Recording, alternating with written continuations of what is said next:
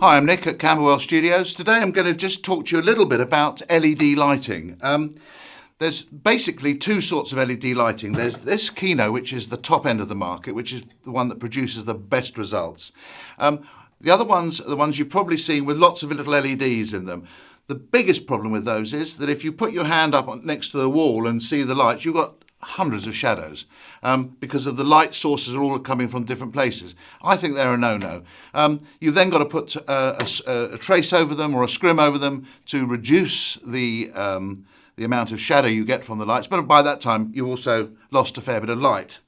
The other thing is that the ones that do that change colour temperature basically have a set of cold lights and a set of warm lights, and you blend them by changing by the knob on the back, changing them from either all of the warm lights being on to all of the cold lights being on and the warm lights off for, say, 5,000 degrees Kelvin.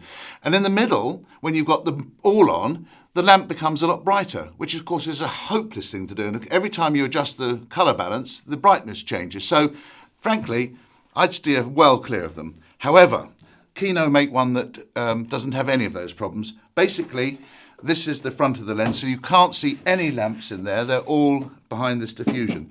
The other thing, it uses some clever electronics that when you change the brightness, no matter what colour temperature you set to, the brightness level stays the same. So it tracks it, and it's a marvellous piece of kit.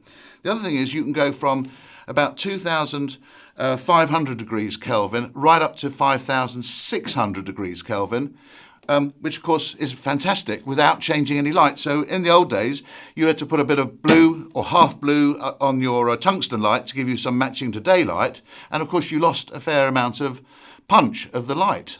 And if you're outside doing a little bit of fill with that and the wind blows, you could hear the gel move, which of course the soundman didn't like. But this doesn't even have any of those problems. You can dial in the colour temperature and the brightness from the back. It's got some presets.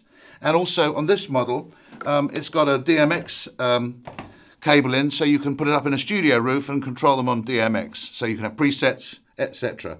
This is the way forward. Okay, so we power the unit on. We've got the brightness here. If you touch the button, you've got coarse control. Touch it again, and you've got much more accurate little increments. Touch this button here, and we go to colour temperature. That is at 5,500.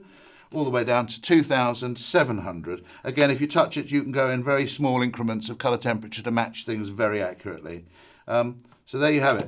One hell of a lamp, to be honest.